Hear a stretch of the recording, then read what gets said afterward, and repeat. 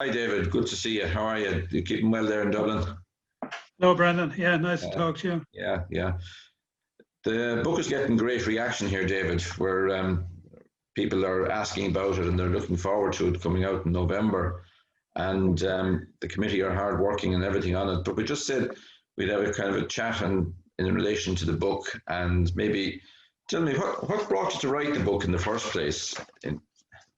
Okay, well, there's a number of things all kind of came together. First of all, the first important milestone was your lecture that you gave in early in 2017 in the Oh, I remember that. station at Dunmore. And we travelled down from Dublin and attended that Mm, and met the committee. And it was a really enjoyable, it was great. that's right, I remember Going that. back and listening, and a lot of it all came back to me, like the Henry Dodd and the Fanny Harriet names. I grew up knowing a little bit about, but not the full story. And Yeah. seeing those boards, the boards you still have in the station, they were on display on the pier, and I knew them off by heart because I used to pass them every day on my way to school. Mm, And so it yeah. was great. So I brought it back, and then around the same time, I had been following Andrew Doherty's Tides Tales very closely. Every week, I'd look forward to his blog, Yeah, it's very and interesting, all right, isn't it? always very interesting. And then he Mm. invited me to submit, or he took a little piece I wrote and put it up, and it got a kind of good reaction. He said, "Would you like to do any more?" And I said, I don't really. That was it. Like that's all. He said, "Oh, you'll think of something," and I did, and I started writing, and I ended up writing total of six logs for Andrew, Hmm. and then he went to a sort of a monthly format. He wanted to spend more time researching, and he stopped going weekly, so that sort of didn't allow for guest blogs, and so what I could, and that's where you came in because I contacted you and Hmm. said, could I look at and you got permission from the Yeah. Kieran Malone, and it took off from there. I researched Hmm. that. It's been an interesting One thing journey. led, pardon? It's been an interesting journey. Oh yeah, well that was the start, and I mean it was kind of why I stopped there. Like if you're going to write about the feather disaster, Hmm. and one thing led to another, and we sort of agreed on having a go at a full book, which Yeah. Yeah. I was terribly honoured to be Yeah. asked because I thought there would have been lots of Well, we're delighted here in Dunmore because better. I think there's a book that needed to be written, and the research that you've done is amazing when you look through it. And going back a long, long way, you've covered a very extensive area and great detail, and there's so much more aspects that even could be covered. But tell me about your early life in Dunmore. You alluded to there in some of what you said. You growing up in Dunmore and seeing the lifeboats and the people. Are there any great things that always struck you as very, very interesting from the point of view of growing up in the village and the characters and the boats and all of that were in the harbour and the idyllic life that was part and parcel of the place at the time?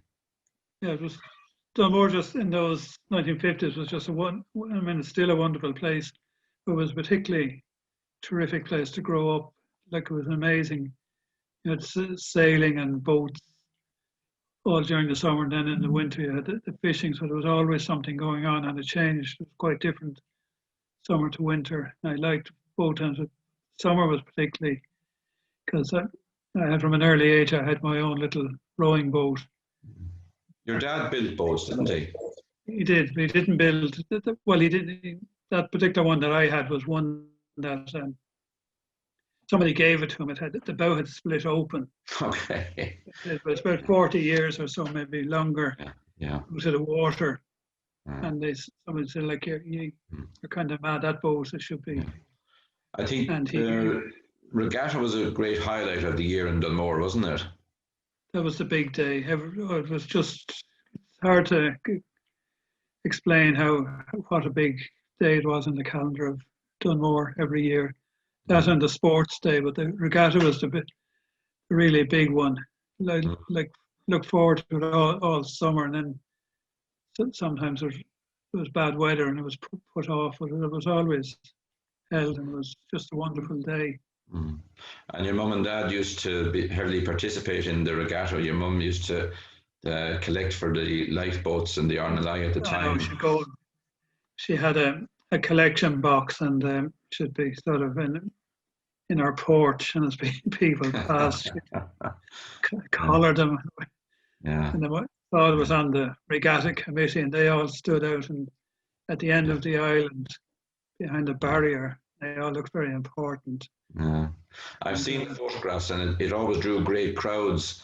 And the boats that people built for the races, the small boats, the model boats, and then obviously the larger sailing boats created great activity in the harbour. I think people used to travel quite a distance to come to the regatta in Dunmore, didn't they? Oh, did it from all over County Waterford and all up the harbour, like Passage, Bellahack, part of Duncannon.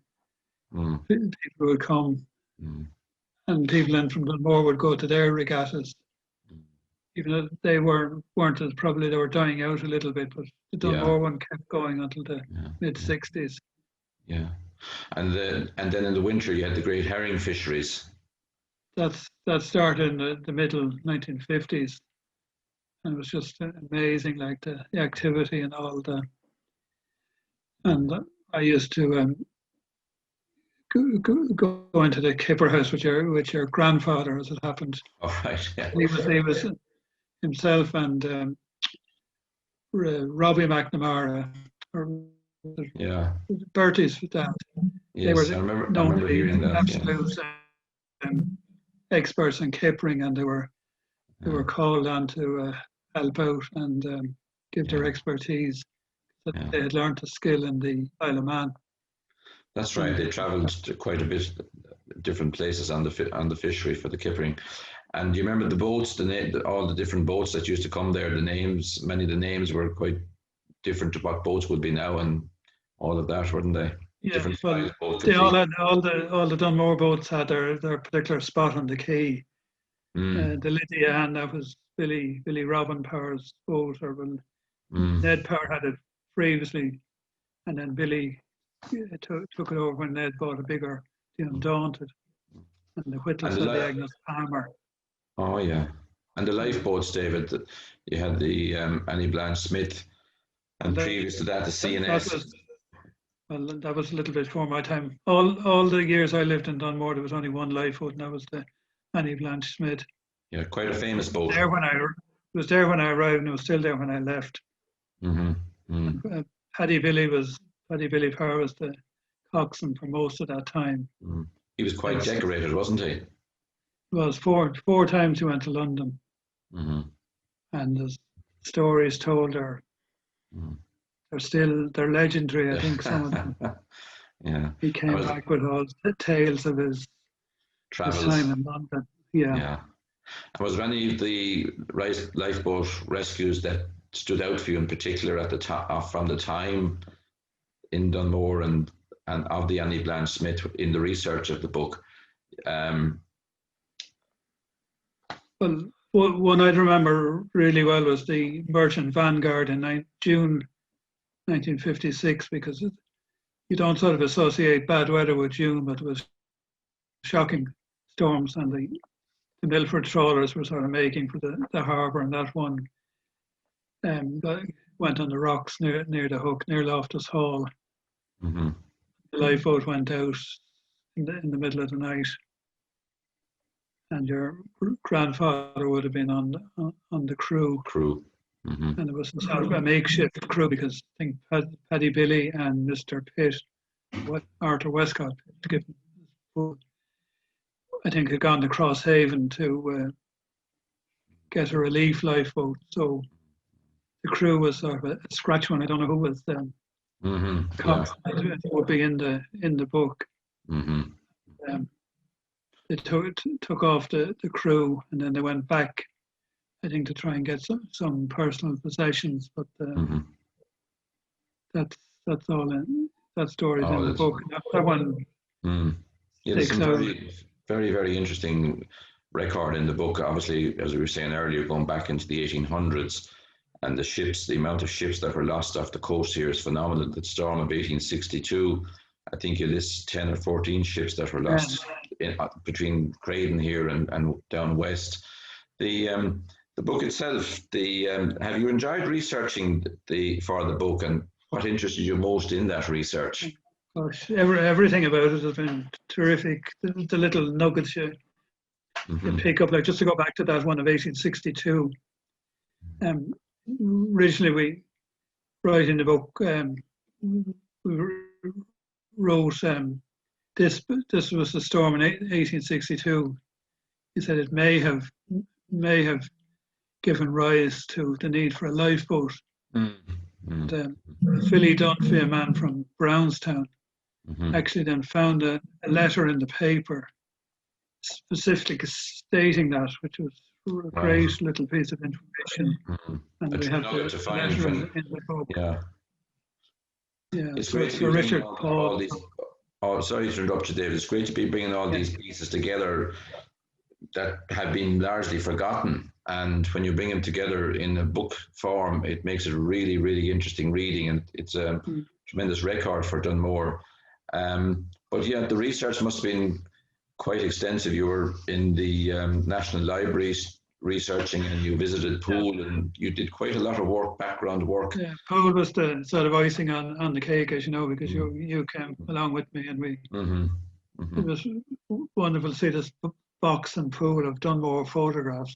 That's right. It was really great to find, and we got a lot of good photographs for the book from our visit to Poole, so it was well worth.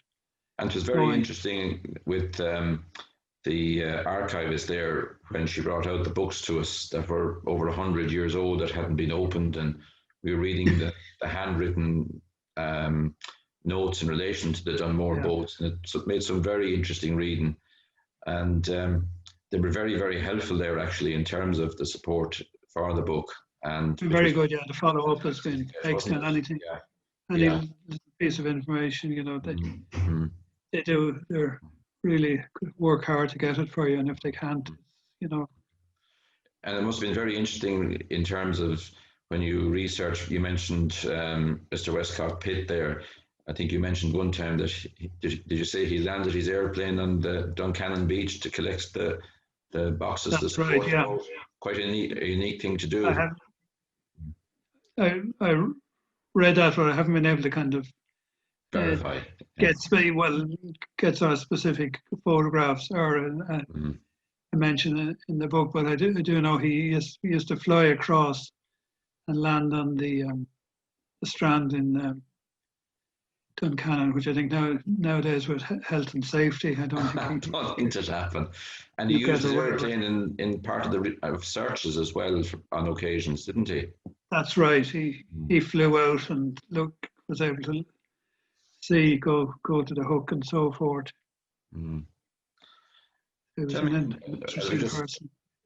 As we mentioned, that the people growing up, the characters and all that, you mentioned Paddy Billy, they must have made a great impression in terms of you when you're growing up to see them going out to sea on rescues in the Annie Blanche Smith. She was a Watson class, was she? Watson, yeah. Yeah, Watson class, yeah. We saw the photograph we took in Poole, the model, that was a Watson, because I was fascinated by it. It was her first day launch, wasn't it? Pardon? That the Beacon collection was the first day launch, official launch of those boats. Our trial, maybe I would think a lot of them were there. Sorry, you're right. Trials, yeah. They were all built near Cowes, and they used to probably go around, maybe around the island on trial. And these people, the Beacon family, were able to photograph them. The Annie Blanche Smith is on the cover of your book, and maybe that short little element of that as well, the story of that is quite interesting, where she brought in 47 survivors. Maybe you tell me a little bit about that in terms of using the cover and Brian Clear and so forth, the marine artist. Okay, well, the temptation was to go for a modern day photograph of the Elizabeth and Ronald, and people said to me, "Oh, you've wonderful photographs to choose from," and I think it was probably a discussion with yourself that we wanted something historical, and I had been very interested in all Brian Clear's photographs, and I found one. It one of the Annie Blanche Smith just coming up to go alongside the Irish willow, and you can see Hookhead in the background. And I just thought it was a wonderful image. And we went. They had been. The Irish willow had rescued those men from the Atlantic from the Emperor Breeze. I think when people read the book, they're going to be fascinated by some of the stories. Like it's only in your research of the book that I myself had ever heard of that rescue. 47 people brought ashore from a ship that had been torpedoed, and the story of even the Irish willow getting there.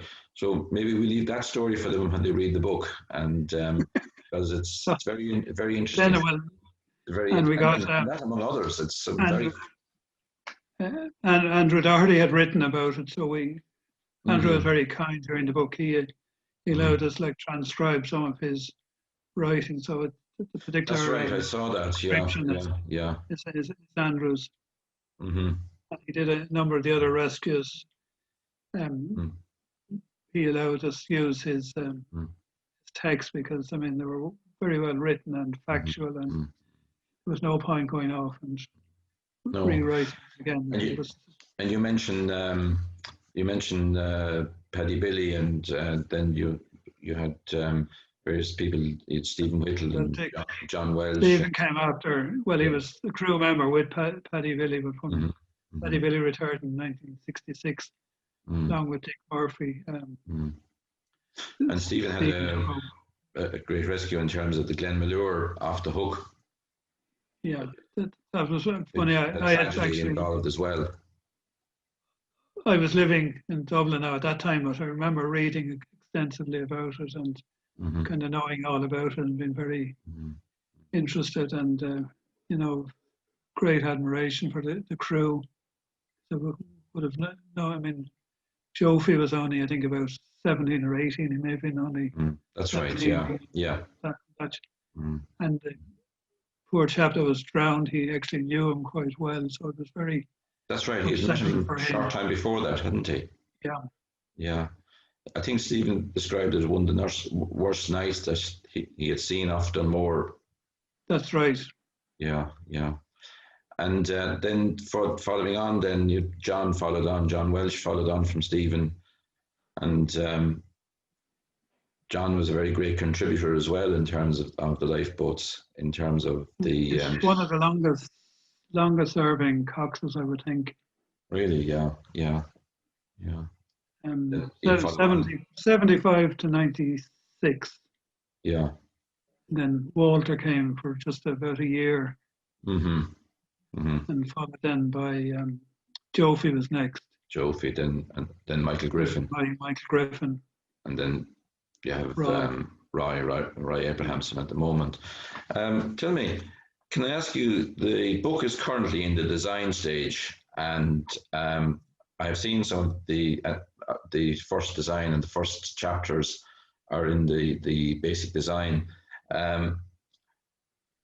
Are you looking forward to the launch of the book and the hard work that has gone into it to see it in book form and it'll be ready? Wonderful when it's all done and printed. Really looking forward to it.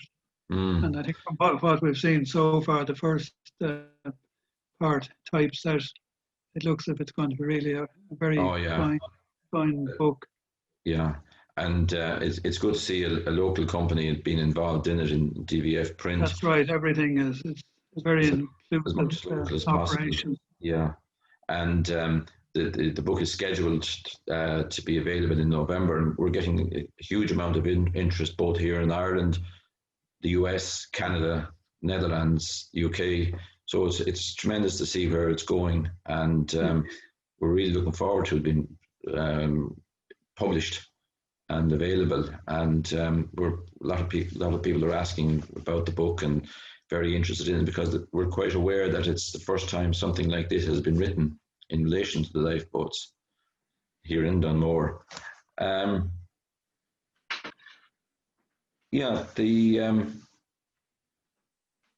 Was different stages of the process, David. How did you find that in terms of the book, from the generally from an embryonic start right through to 2 years work, and now this part here from the design stage to print has been described as one of the slowest parts, most difficult for an author, where they've done.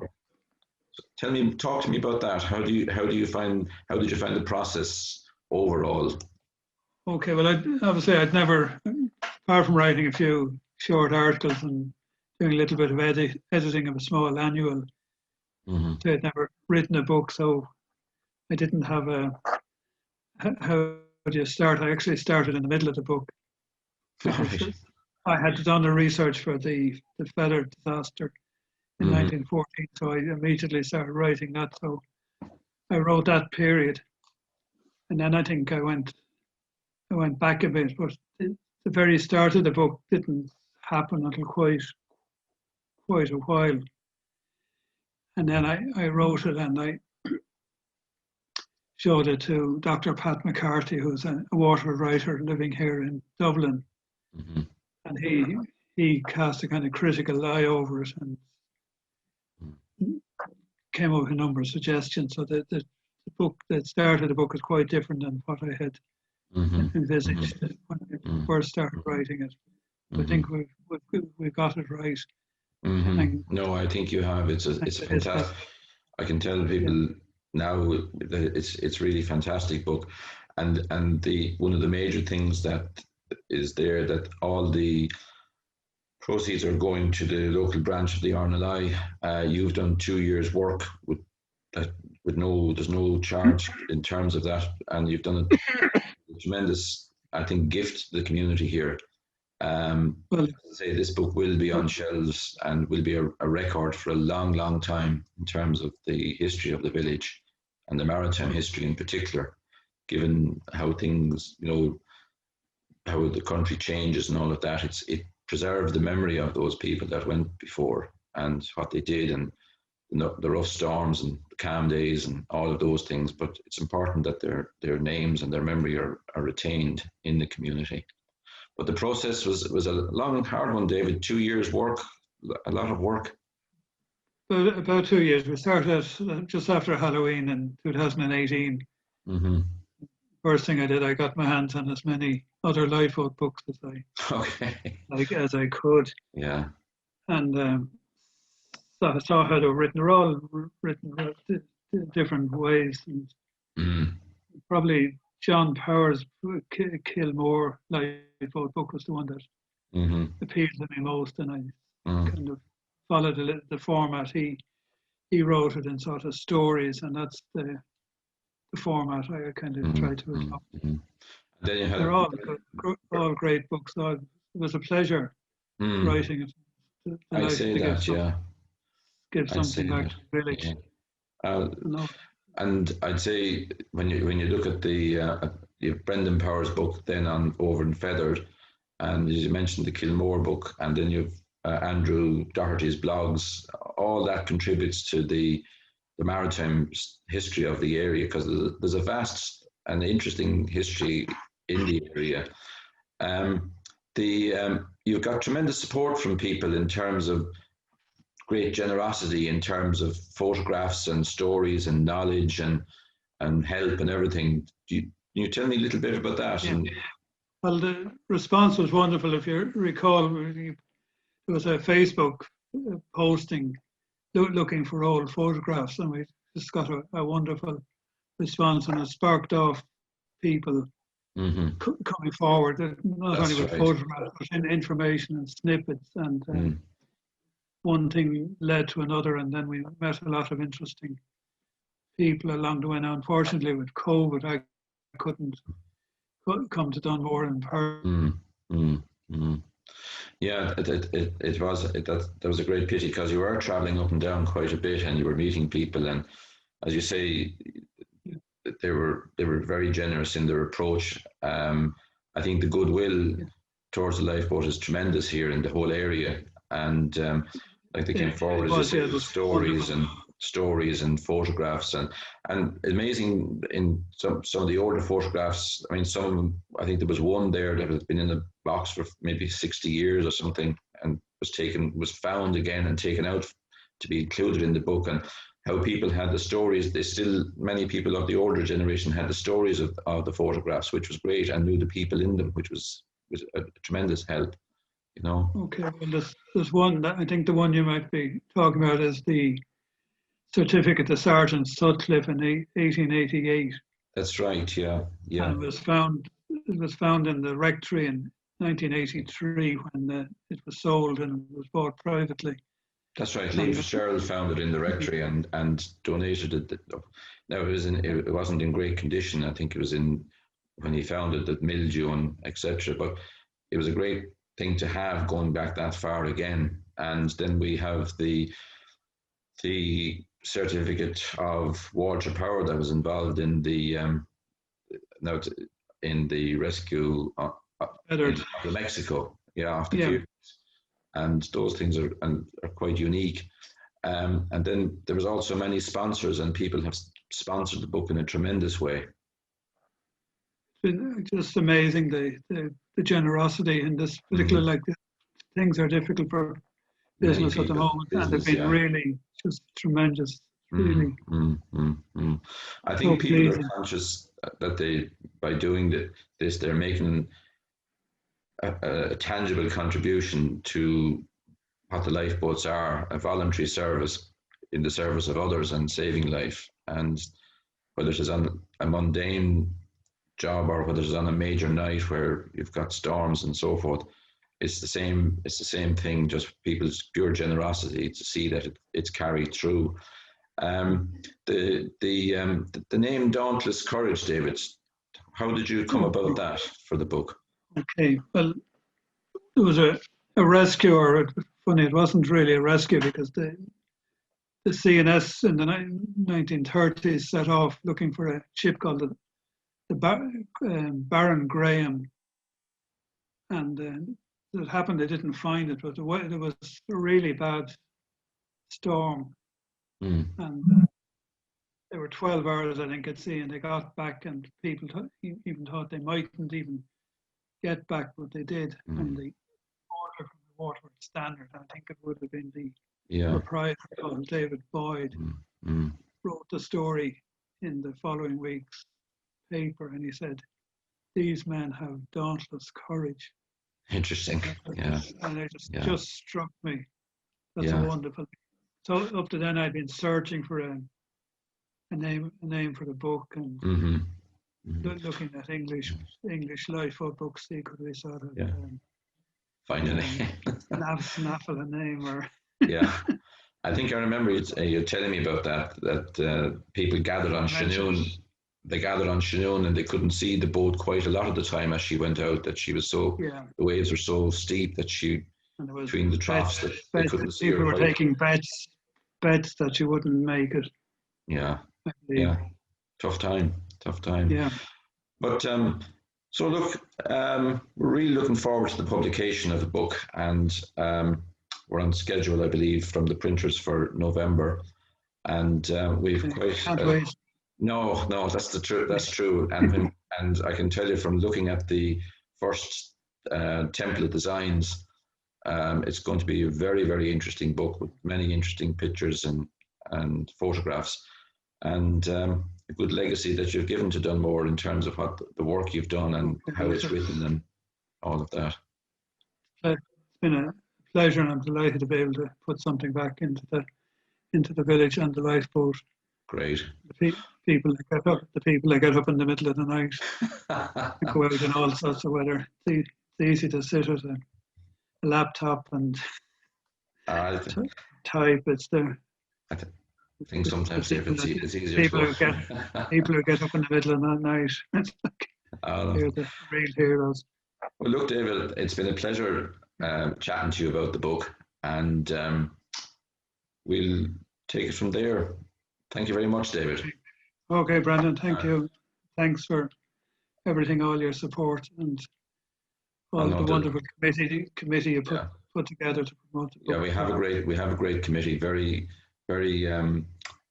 dedicated people in it, and it links into your early comments about the wider community.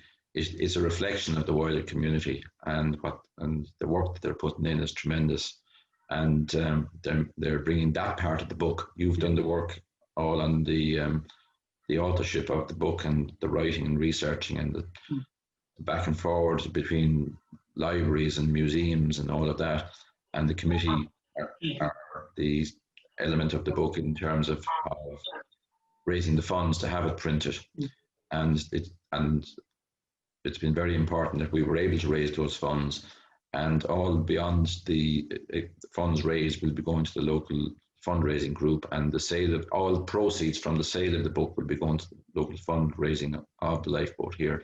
So again, it's a great fillip for them this year, particularly with the COVID situation, when their fundraising is highly restricted, our shop is closed, and our station in terms of training and so forth has been closed, and we're slowly starting to move back into more training again. So it's even though we've had shouts during the time of the year, the COVID, but as I say, it's a tremendous fillip to them to have this book for a lot of reasons.